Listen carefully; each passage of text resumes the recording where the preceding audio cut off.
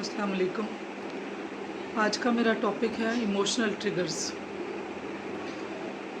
Emotional trigger जो है वो हर एक के डिफरेंट पर्सनस के डिफरेंट इमोशनल ट्रिगर होते हैं और इसमें बहुत सारे इश्यूज़ बनते हैं जब इमोशन ट्रिगर होते हैं। तो यहाँ पे मैं रूमी की एक कोट करूँगी, उनकी एक जो कोटेशन है कि अगर आप हर रब से इरिटेट होंगे तो फिर पॉलिश कैसे होंगे।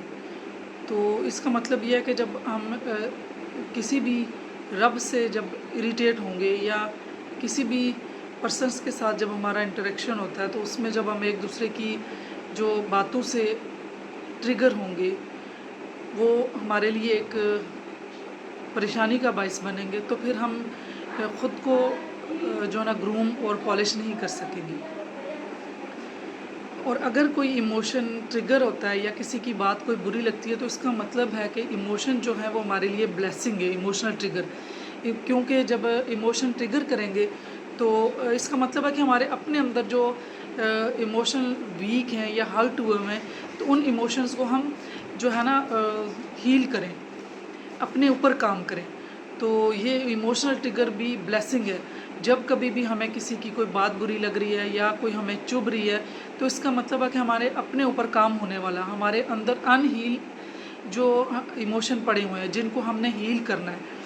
तो दूसरों जब हम किसी की बात से इरिटेट हो रहे होते हैं या हमें वो बुरी लग रही होती है तो वो हमारे अपने अंदर कोई कमी होती है, हमारे अपने इमोशंस हर्ट हुए पड़े होते हैं, उनको हीलिंग की ज़रूरत है। तो मेरे ख्याल से सबसे पहले हमें दूसरों को ऑब्ज़र्व करने से, दूसरों को क्रिटिकल एनालिसिस करने से बेहतर होता है कि हम अपने अंदर देखें कि मुझे ये बात क्यों बुरी लगी, मेरे अंदर कुछ ऐसा इमोशन है जिसकी वजह से जो मुझे ना ये बातें बुरी लगी हैं। तो अपने ऊपर गौर करना, अपने इमोशन को देखना कि ये कब हर्ट हुआ और इसको कैसे मैं हील करूँ।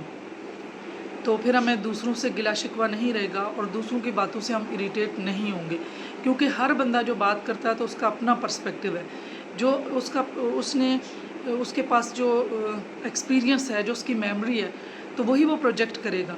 तो जब हमें ये चीज़ पता चल जाएगी कि हर बंदे का अपना एक पर्सपेक्टिव है तो हमने उसके पर्सपेक्टिव को भी वैल्यू देनी है और ये समझना है कि अगर किसी ने एग्रेशन में बात की है या एंगर की है तो इसका मतलब है उसके अपने प्रॉब्लम है, उसके अपने साथ कोई इशू है।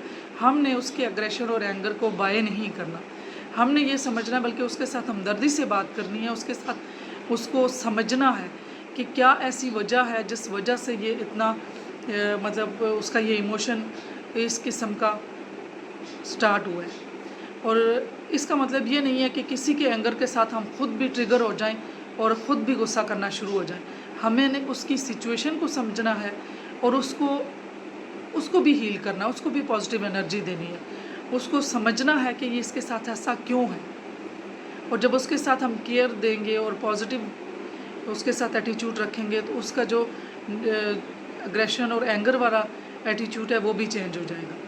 तो हमें जब कभी ऐसा हो कि किसी की कोई बात बुरी लग रही है तो हमें अपने अंदर फोकस करना चाहिए और अपने अंदर देखना चाहिए कि मुझे ये क्यों बुरा लगा, मेरे अंदर कोई ऐसी चीज़ है जो हील होने वाली है तो उसको हील करना चाहिए। तो हील कैसे करें, वो अपने ऊपर अपनी हैबिट्स को चेंज करना है, अपने आप को देखना है और उसमें बायसनेस को कम करना है कि रियलिटी क्या है।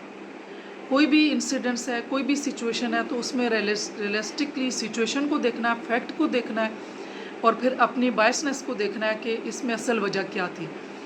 और दूसरों को ग्रेटिट्यूड और फॉरगिवनेस, इन चीज़ों से जो है ना हम अपने आप को, अपनी हैबिट्स को चेंज कर सकते हैं और अपने आप को चेंज कर सकते हैं।